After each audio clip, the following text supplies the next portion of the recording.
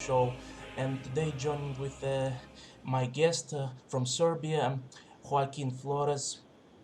Hello, Joaquin. Hey, how's it going? It's fine. Okay, so today we shall speak about Ukraine and Praviy Sector and what parallels does it have with ISIS in Syria and Iraq, and what both of these groups have to do with the US, and how the US is going to use them in order to accomplish its geopolitical goals. So, Joaquin, please start. Sure.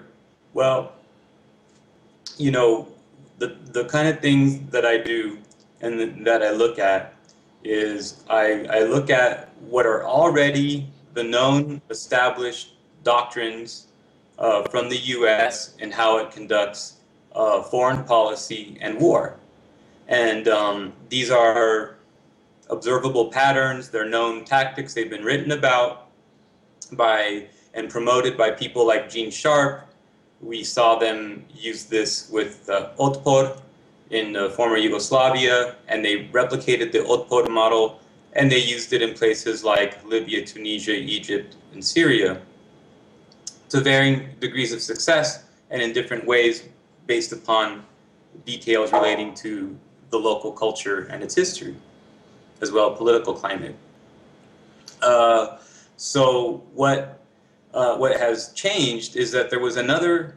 So that's the Arab Spring, where then at a later phase, what they do is they then fund. I guess one could call them extremist groups, although that's a liberal concept, but we'll just call them extremist groups who a feature of their ideology, regardless, is that regular innocent, it is okay to kill regular innocent people in pursuit of a larger, big ideological goal that has to do with, the end of the world, the end of a people, the end of a race. That's something that's cataclysmic, something that might relate to either a secular or religious eschatology. And so, these are based upon exploiting innate features of human psychology and in the field of social psychology. And so to summarize what I do, it is not unique. I'm just someone who talks about it and writes about it, is that I take a syncretic approach. I'm not a pioneer in this field, and I'm not an original thinker. But what I do is I take different fields ranging from pedagogy to psychology, social psychology, advertising, marketing from the Freudian and Bernaysian frameworks. I combine that with the political sciences, the humanities, social sciences, sociology, political economy, economics, and then philosophy, theology, ideology, and then put that in the context of geopolitics, geostrategy, and international relations. And so when you take these together, and my view is that others who have pioneered in this field have been right, that only when you take this sort of, if I can use the term holistic approach, only when you take this kind of holistic approach can you really fully understand the full scope of how the world is managed by the end of the 20th century and in the 21st century. So it's that context that I use to explain the situation in Ukraine. So, and you know, the situation in Ukraine. Well, these right sector extremists, they are extremely violent, and you know, there have been reported massive atrocities against the civilians, the innocent civilians of Donbass. They just killing them for being pro-Russian, for speaking Russian, for because they refuse to submit to the Kiev junta's will, because they refuse to lie down under the EU and the US. And you know, the same in Syria. extremists, should we call them extremists, they are killing the Syrian people not just because they are pro-Assad or something like it, because they disagree with them and with their policy of Islamization. They don't want to live in an Islamic state. They don't want to live in the Middle Ages. You know what I mean? So that is I think that is the number one similarity between ISIS and the Pravi sector. Right. And the other similarity, of course, is that they are both backed by the US. That's the similarity number two for me. Right, right. And right. So um, now, one mistake that is easy to make in the social sciences and in military science and geostrategy as well is to make the error of what is called generalizing from the specific, or it's inductive reasoning. So you take one example and then you say that this is the model. So I think that the biggest criticism that can be made of the thesis that I've been developing, that the Pravi sector will serve almost exactly the same role as ISIS and Wahhabis, but in Ukraine, is that I may be involved in what's called inductive reasoning, or making a generality from the specific.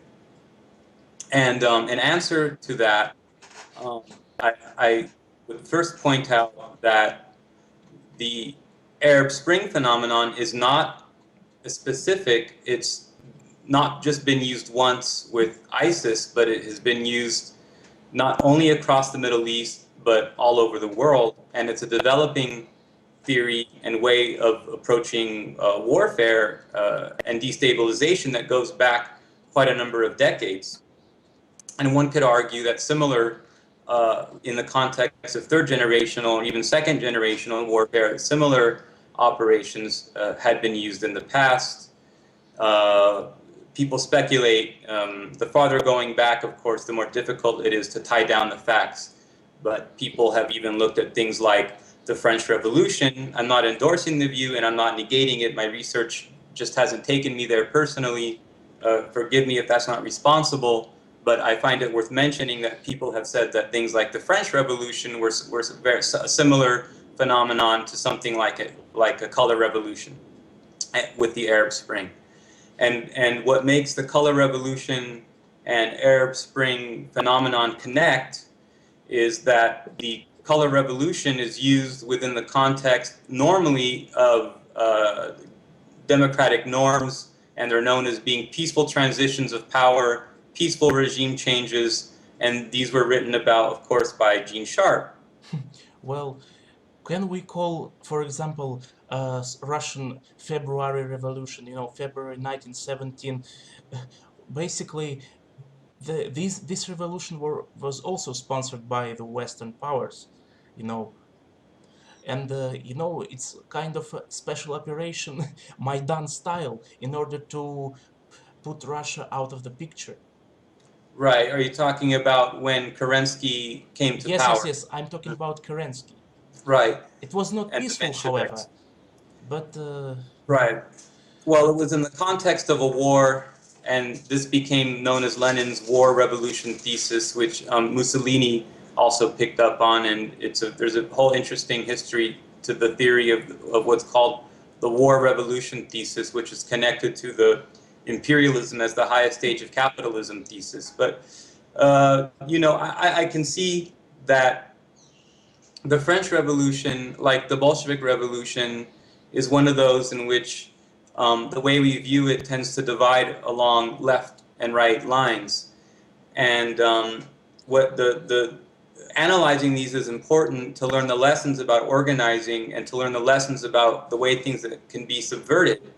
But a dangerous thing is to live in the past and to decide your future work or decide about your future alliances and Popular Front work based upon the views that different groups have about events like the American or French or Russian revolutions, because people may disagree about what was behind those revolutions, but we all agree about who the problem is today.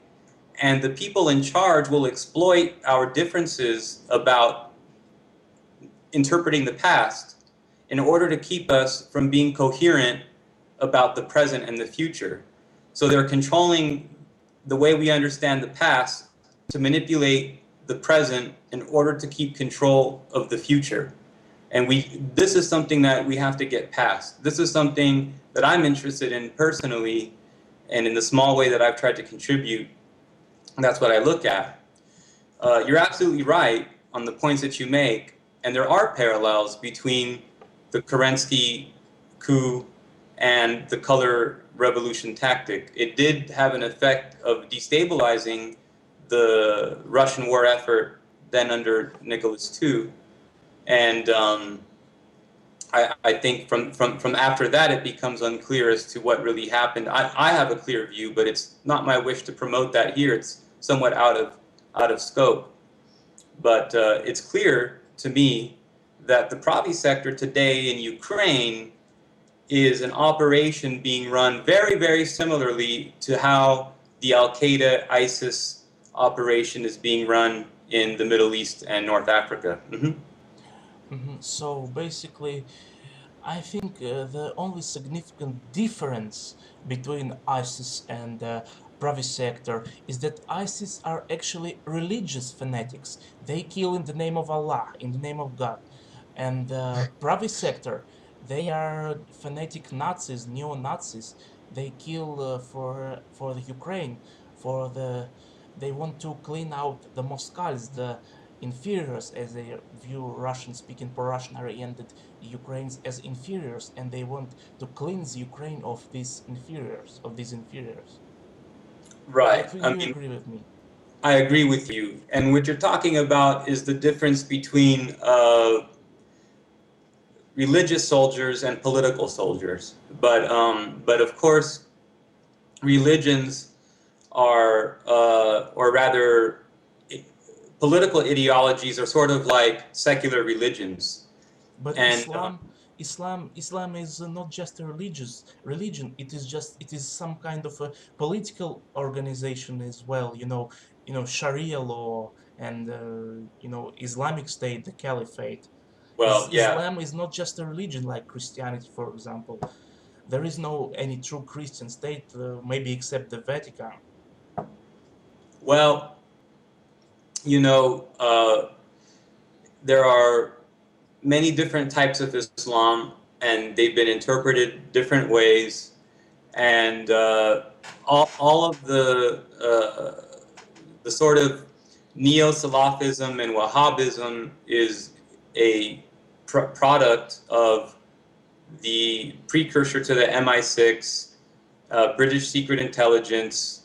This is like part connected to the English war on the Ottoman Empire, um, and the ways that the British made an alliance with the Al Saud family in the Saudi Arabian Peninsula, in connection with the Saud family's alliance with the Wahhabists at this time. And um, I think that Christianity is like Islam, to the extent that there are many different interpretations and denominations, and that Christianity, like Islam, like communism, like liberalism, like National Socialism, like anarchism, like Buddhism, like Jainism, like any theology, ideology, or political movement, has its strengths and it has a purpose as part of the human experience that no one will ever be able to take away from we as people.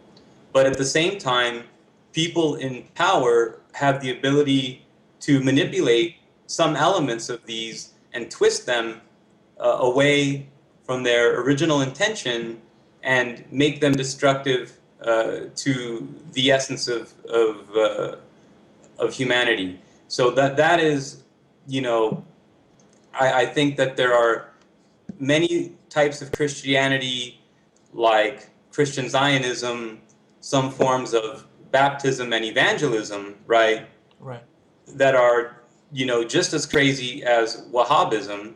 And likewise, there are many strains of Islam which have all of the uh, existential and speculative and theological complexity and beauty and moral lessons and teachings and in tradition as the best parts of Christianity or Jainism or Hinduism.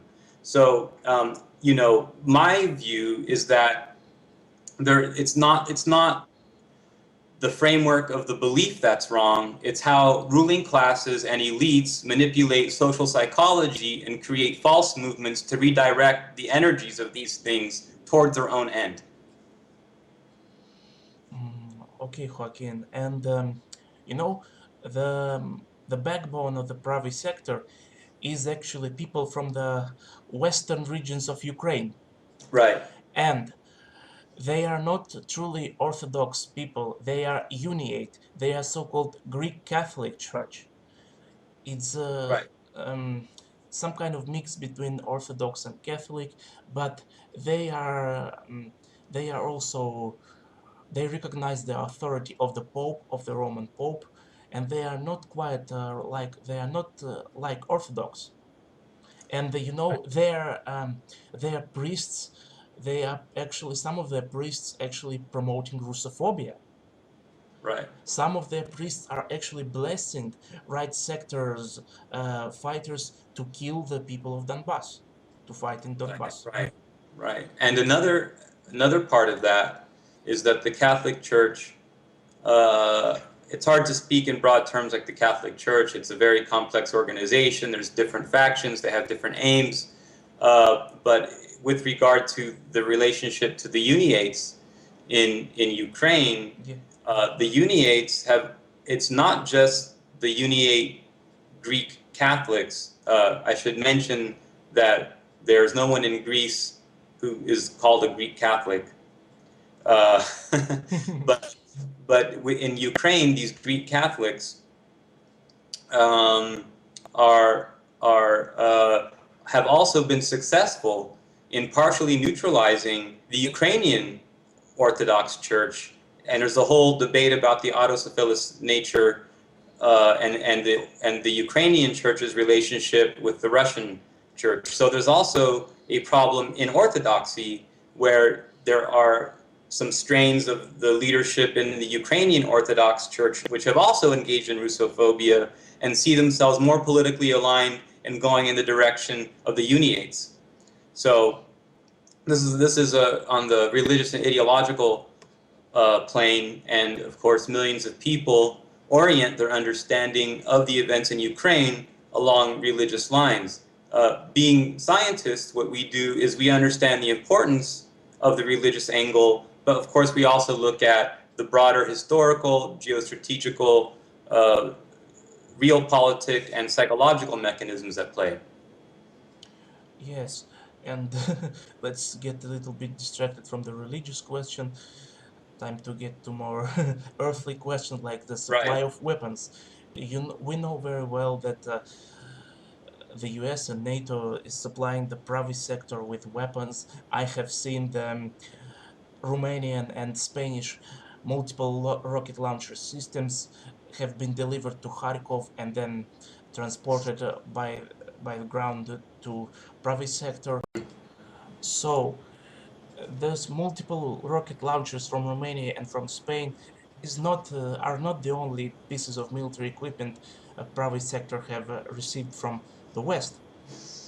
Well, and the same I believe Syrian rebels have been receiving Western weapons probably since the very beginning of the crisis in Syria.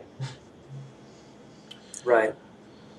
And you know, and we all know that Russia is actually supplying Novorossiya militia, of course, covertly, and Syria um, openly supply Syria with weapons. Right. Right. So actually, it is once again a proxy war between the West and the Russia, if we can call it proxy war. Right. And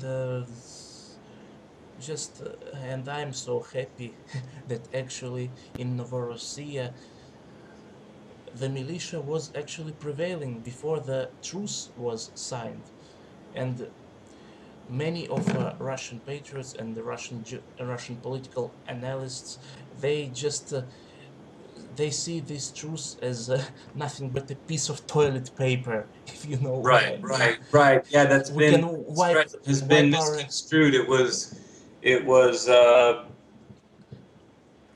used, you know, in a piece uh, that was actually defending the Russian position, and uh, a it was a analyst based out of Maine, the notoriously Russophobic and anti-communist CIA recruiting ground, University of Maine, that began to twist and misconstrue the statements by the original analyst who has a background in law and was explaining why the agreement was smart for the Russians to make. And this was twisted by the adjunct professor from Maine into saying that it was the opposite, that it was capitulation, and and this person has a fixation on 2 points. Number one, that the Russians have no plan, that they are not engaged in strategic thinking, and number two, that Putin is trying to sell out not only Novorossiya but all of Russia at the earliest possible opportunity. And the reasons that person may be doing that are complex and variable. You know, people can ask me privately why I think that is, but it's really not that interesting to the purpose of our conversation. Moving forward, then, uh, look, everything is an attempt at making a script. And it's not a hard written script, it's a script with a lot of variables and loose ends. The way that television shows are done nowadays, it has been revolutionary in explaining fourth generational warfare and the relationship between statements and the spectacle of activities made by the leadership, say we're speaking in terms of the Russians and the Americans. That relationship and public feedback and public interpretation of that can be understood, for example, in how Hollywood TV shows are done. So, for example, in shows like The Walking Dead and in Breaking Bad, there are big internet forums where the fans of the show constantly write about the characters, the development, they critique the plots, they critique things that they thought were more compelling or less compelling, and they also write what they want to see happen. And based upon the popularity of these different comments, the writers of the show reformulate the script. They might, you know, make a plot twist or remove a character or have them do something or a new romantic element or something like that. And this is exactly the same way that it's done in the marketing of geopolitics. It's done exactly the same way because you have a sort of open-ended script, and then it's bounced off the public, and then among the chattering classes and the punditry and the public interact through social networking and social media, and the credibility or the desirability or the workability of these different plot twists gets talked about, and then the actual strategists who actually make policy from DC or from the Kremlin are then taking that feedback, applying some matrix to it, mathematically speaking. They've modelized it, right?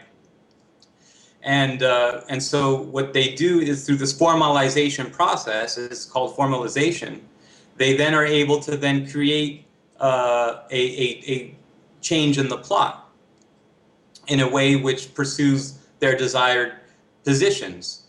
So what they do is they don't work from backward forward. They begin with their position, their existing position and their desired position. They formulate the strategies required to achieve those positions, and then they develop the tactics that will be employed requisite to those strategies to achieve that position. Therefore, it follows logically and without exception that to understand what they're doing, you can work backwards from the tactics, understand the strategy, and knowing the general position. So if people fail to do this, then they're going to get caught up in the news cycle, and they're going to get caught up in the drama of the machinations of the plot. I mean, imagine trying to understand the history of the world by reading some historian's version of the transcript of the conversation between, Churchill and Stalin at Yalta. I mean, it was all of the larger pre-existing factors that determine the conversation, but the idealist in the school of geopolitics works backwards from the conversations and the drama of the pre-scripted plot twists and then tries to understand the reality. And that's what I have done in my work, to try to explain that that's the wrong way to view history and the wrong way to view the events. To summarize, none of that drama fucking matters. You can learn some things from it. It's more to learn what they're trying to push and why they're trying to do it.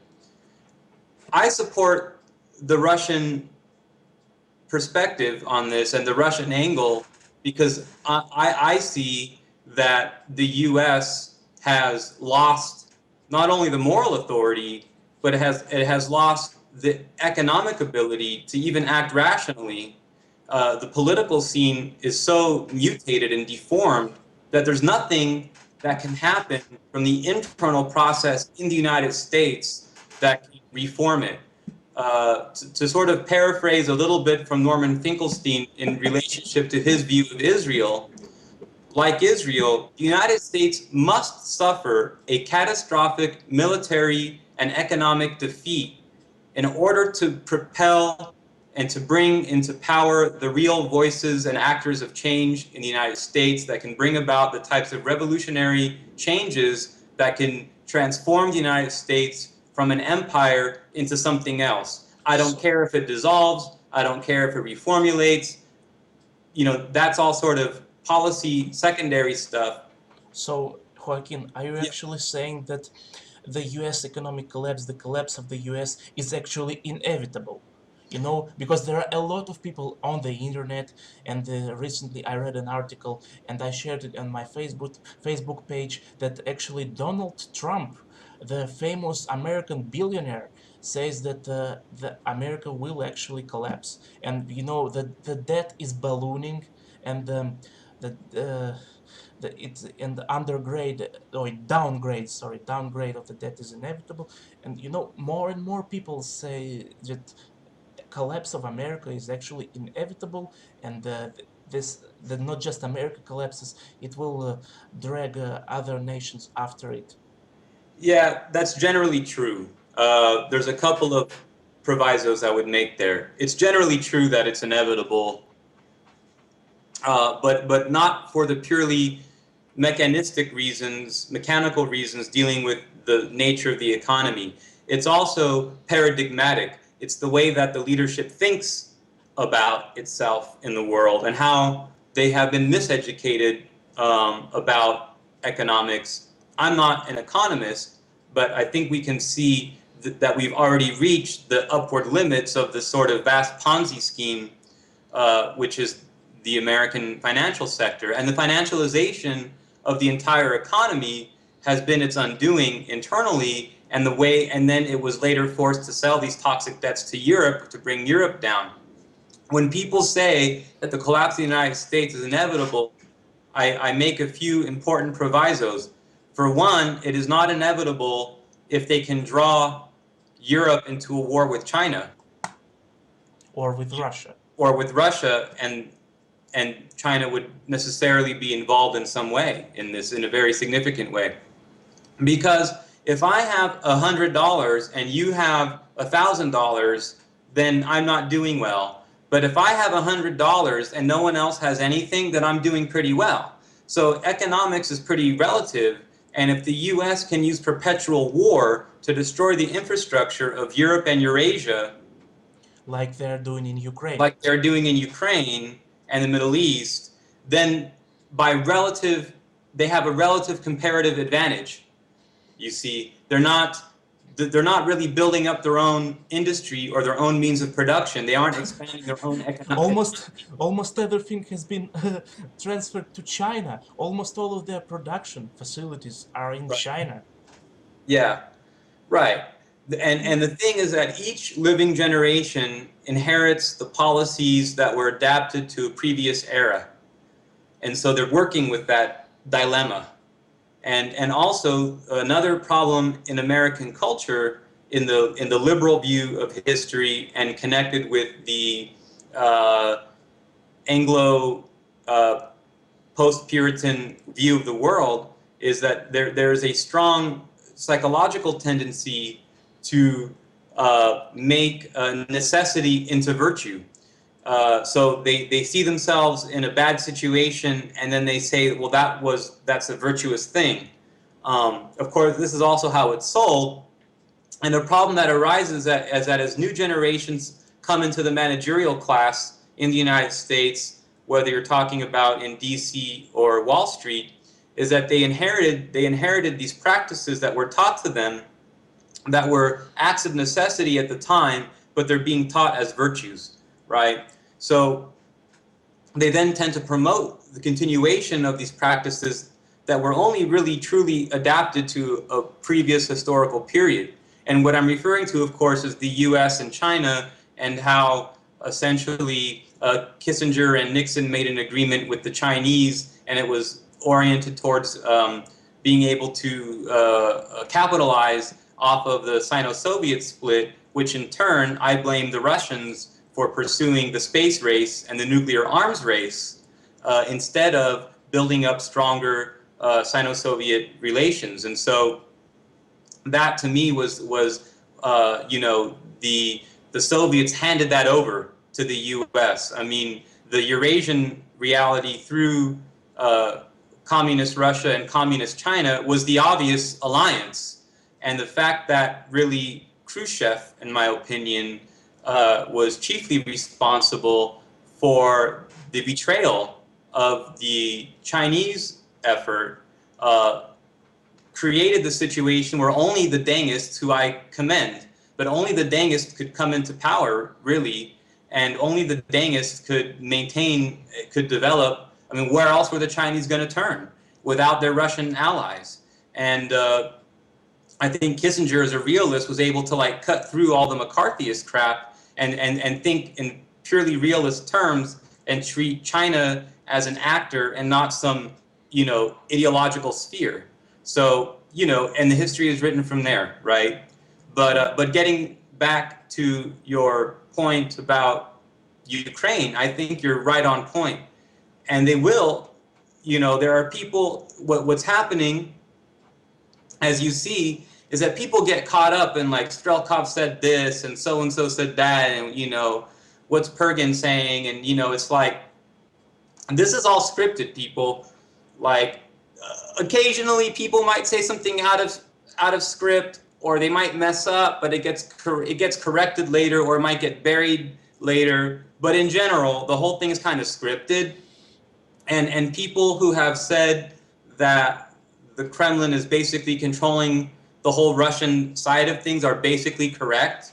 That's not to contradict the view that within that you have individuals that have ambitions, and they have different variations, or they want to promote themselves, and there might be some level of intrigue, but they blow up that kind of basic court intrigue stuff into being like big policy differences or big, decision-based differences, and they're not, So it's just like how the whole ceasefire was a hoax. It never happened. There was never a ceasefire. And then people began to talk about, the nature of the ceasefire. Will it hold?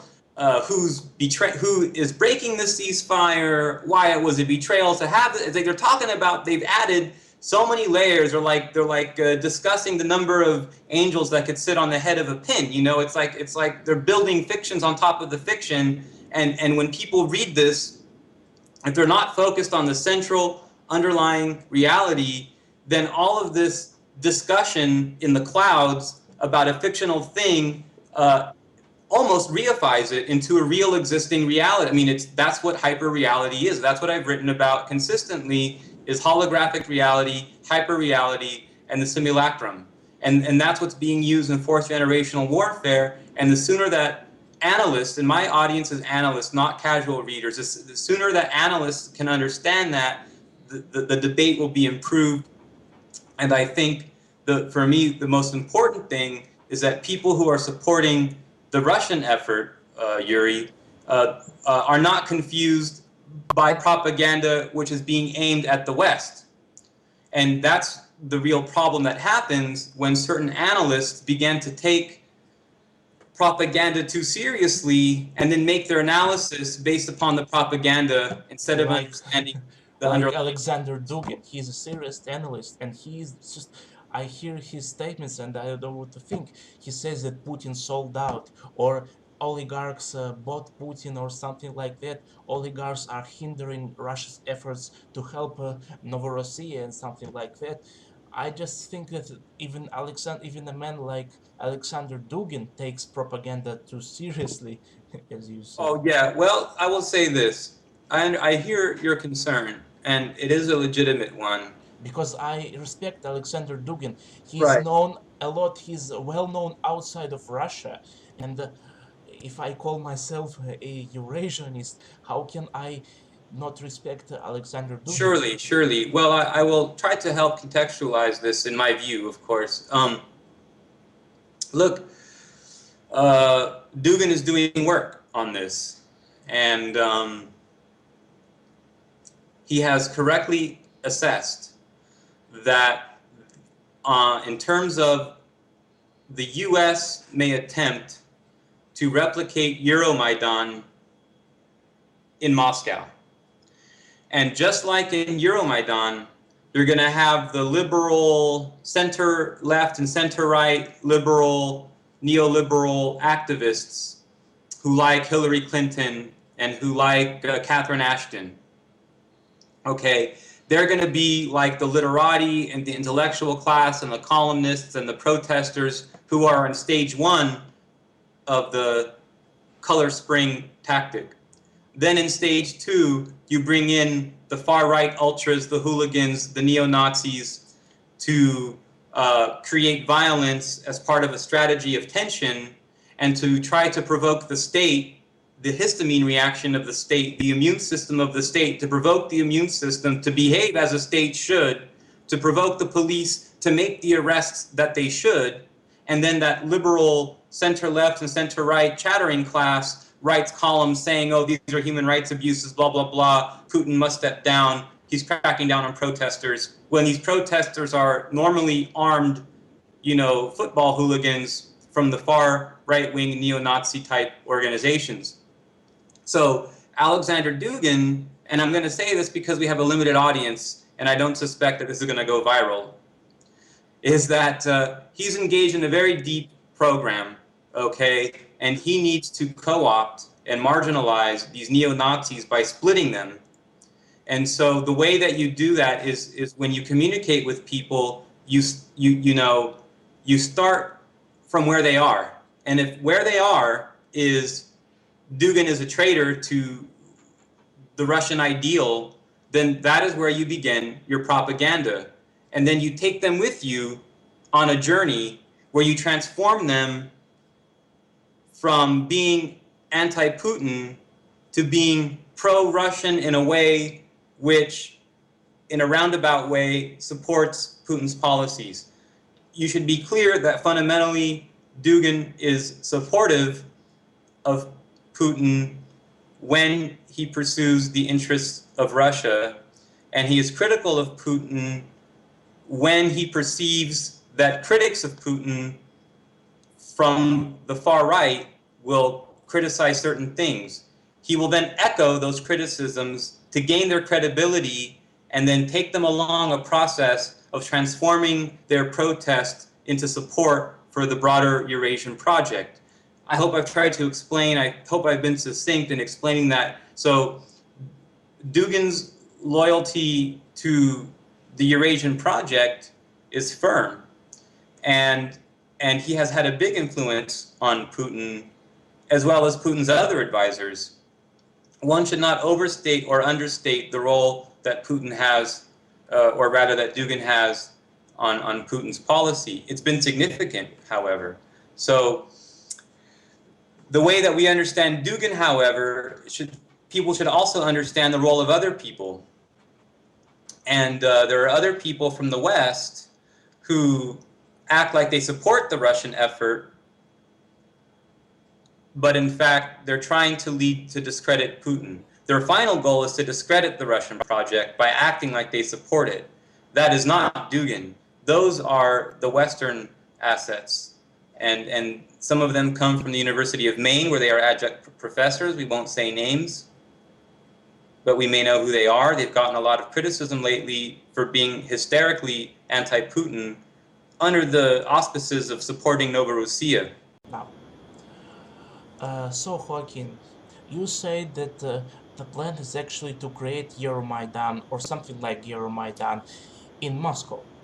Well, let me tell you what I personally think about this as a Russian patriot.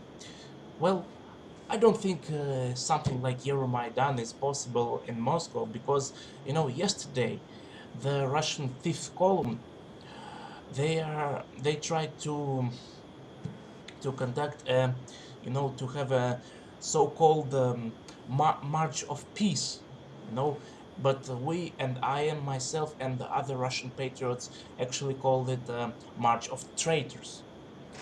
So what they tried to do is to march with NATO, EU and Ukrainian flags, march down the central streets of Moscow, but they were stopped by Russian patriots with Georgian ribbons, and in Russian province cities and other Russian cities, they were these marches gathered only 10 or 15 or at least, or the biggest is 30 people in 30,000. Yekaterinburg, and you know and to- totally all over Russia it is just 20,000 people from all sides of Russia. That is 0.001% of the population. So if the opposition, the fifth column marches gather so few people, I don't think there is something like Euromaidan possible in Russia. Uh, well, unless Russia's economy falls. Well, I'll start by saying that I agree that a Euromaidan tactic in Moscow will not succeed.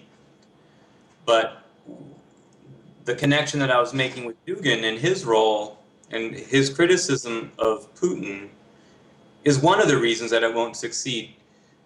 Keep in mind that the Americans and Praviy Sector are also trying to recruit Russian neo-Nazis to fight on the Ukrainian junta side.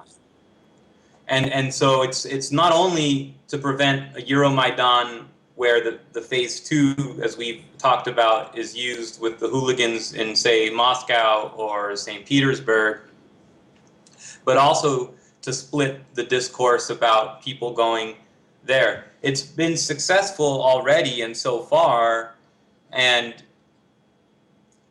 many of the soldiers fighting for Novorossiya are critical of Putin. And so the whole drama script, the whole Hollywood script that's been written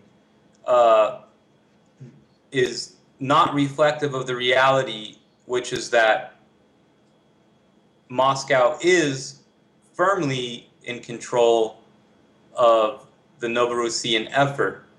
If that were to be popularly exposed to Novorossiyan fighters, this could have a negative impact on morale. And so, the small conversation that we are having right here will be drowned out in the broader discourse, you know.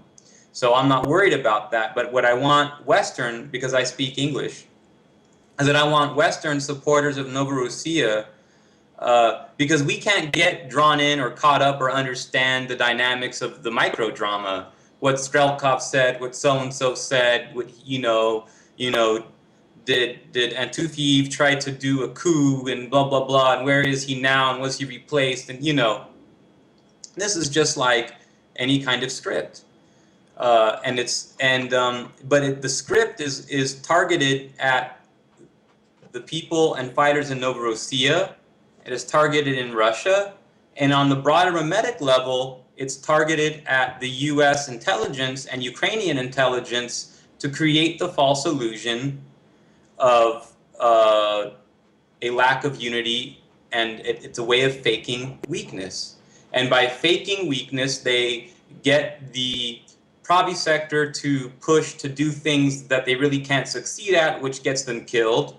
It also has the great positive side effect of drawing out those 6 columnists to publicly side with the 5th columnists. They think that the situation is worse than it is, and when they think the situation is worse than it is, then they feel the time to act is now. In reality, the Russian position is quite stable, so then when those 6 columnists expose themselves as 5th columnists, then they can be drawn out, decapitated, and disposed of, while Russia still has the advantage. So one can clearly see a number of reasons why the discourse is being controlled this way, why there's false reporting about divisions in Novorossiya. And the reason that I talk about this is not because, you know, of any nefarious motive, but the problem is that in the Western discourse, our problem is that our analysts and our people are stuck in the liberal, modern, and postmodern framework. And in my tiny, you know, drop of water in the ocean type of way, I'm trying to contribute to a discourse which helps better inform analysts and to keep them from having these doubts in the Russian effort that are based upon this illusion of disunity on the Russian side. Because Americans don't, in the Western world, we don't have these sorrow patriots, and we don't support things that we think are losing. The Western supporters of Russia are not underdog culture. Western supporters of Russia support Russia because Russia looks like it's winning. And if Putin starts to look like he doesn't have a plan, then Western supporters of Russia jump the ship. Americans and liberals suffer from what's called in the West the summer soldier or summer patriot phenomenon. They support things that look like they're winning. This is a defect in American thinking, but that's the reality that I'm working with, and why my message is partly aimed at exposing that Russia does have a plan. They have the advantage. They not only have the moral authority, but they also have the strategic, logistic, historic, and economic support to fulfill their aims as well. Mm-hmm. Mm-hmm. Yeah, so you mentioned the Russian neo-Nazis also possibly being recruited to fight on the Praviy Sektor's side. You know, this all has been, you know, I really don't understand how Slavic nations like Russia or Ukraine or Serbia or Poland or Czech Republic or other Slavic nations, how in the world these nations can have white supremacists or neo-Nazis or Nordic fetishists, because you know the Western white supremacists, European, American white supremacists, they actually call Slavs as pretty much subhuman and Yeah, they're not semi-Mongol. truly Yeah, they're white. semi-Mongol, semi-Mongol people, right? Yeah, Mm-hmm. not truly white, not Yeah, quite they're white, more like related to Chinese. or like Arabs. Right. So you know, Well, that's the thing. I mean, you know, it's a problem going way back to the Third Reich and the ideology of the Nazis. I mean, there were different strains of them at first, and you know, The thing is that genuine National Socialist era archaeology was looking at the Caucasus, Georgia, Armenia, Iran, India. That's where they were looking for this, Aryan history. But the esoteric Nazis were looking at like the North Pole, right? And this had this idea of like hollow Earth and Hyperborea, and this was very different from the there was the archaeologists and the geneticists who were following the trail to the east. And this version would seem to point to the cradle of Aryan civilization being among Scythian, Slavic, and Proto-Indo-European peoples, like, say, Pashtuns in Afghanistan and Pakistan, and groups of people in Iran and around the Caspian Sea, Kazakhstan, Turkmenistan, Georgia, Armenia, Azerbaijan as the cradle, or Astrakhan as being the cradle of, of Proto-Aryan or Aryan civilization. My friend and colleague Boris Nod has written a very good summary which connects the Odinite religion of the Nords, of the Vikings, to Iran, and that the halls of Odin and the 12 chambers being a physical place, not in the North Pole but in Iran. So the thing is that in the NATO Gladio project, they completely ignored this whole strain of National Socialist archaeology and geneticists that were looking to the east, and instead promoted the sort of Steven Spielberg version of Nazism, which is based in things relating to the North Pole, Hollow Earth, Hyperborea, and maybe, I don't know, like Palladian alien UFOs and stuff like this. All that should be looked at, and I'm not one to mock or scorn ideas just because they sound crazy at first. Everything should be explored. But my point is that the Nazi, with regard to anti-Slavic racism, is that the Nazis did make a clear decision that they were going to view Slavs as subhumans. And I think that contradicted their own research, but no one can change that history, right? But I agree then that it's so bizarre that it's precisely these Steven Spielberg type Nazis among Slavic populations. These were people who were like metalhead and skinhead teenagers like 10 years ago, and now they're in their 20s and 30s, you see, and they're much more capable people now than they were then. 10 years ago was not that long ago, and yet it's a whole time for a generation who's grown up on pop Nazism, right, to harden their views and to be easily misled by these well-established NATO Gladio projects. And it's really quite sad, because these are people who have become murderers, and I make no I have no qualms with exposing that fact. But these are human beings. They were born to mothers who held them in their arms, who were proud the day they were born. They were little kids running around with, in the sunlight, playing in the fields and kissing little animals, and, laughing at Barney and Sesame Street. And these are human beings. And they were, in their teenage years, in their formative years, through the internet, brought into this, Steven Spielberg inspired version of Nazism, which is just, setting aside the real problems with Nazism. These are like taking all the defects of Nazism and amplifying all of the defects, and like forgetting everything about it that might be the basis of something to look at and incorporate into something broader. But I won't get into that. But it's just so sad, because it's then the inverse of that is that we demonize these Nazis, And then we see them as not human beings because we look at the monstrous acts that they are doing, and then we view them as monsters. And so, in the same way, actually, it creates a mirror image where they see the Novorossiyans as people that they should like cut their heads off and do this crazy Wahhabi stuff, but then it makes us want to do the same thing to them. That's Exactly. exactly what NATO wants.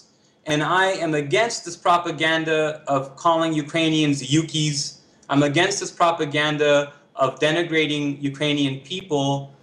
And so what if their identity is only 150 years old? You know what I mean? I mean, it's still what they think they are, you see. And maybe in the future, it can be shaped in a way that, like it used to be, that they saw themselves as being both Ukrainians and a type of Russian at the same time, which is how it used to be during the period of, say, the Soviet Union. And so, but it's not constructive to demonize the enemy. On a strategic level, it's also stupid because you underestimate them. And when you underestimate their humanity, you also underestimate their ability to act. And when you underestimate your opponent, they can defeat you. So it's important to see all of these people as human beings, to hold them accountable for things that they've done, but not to demonize them or to see them in the same way that they've been misled to see us. Oh, Joaquin, I have a very, very strong temptation to demonize and dehumanize this right sector bastards. Right. Oh, look, you know, we have our friends fighting in Novorossiya, and we've heard directly firsthand about the atrocities that these people have done. It's, but they are being led by NATO, and they want Slavs to kill Slavs, Just and we like, just like in the Middle East, they want Arabs to kill Arabs. they want Arabs to kill Arabs, they want Muslims to kill Muslims, and in the Slavic world, they want Slavs to kill Slavs and Christians to Christians to kill kill Christians. Christians. That's right. And and they can do that without firing a single shot themselves.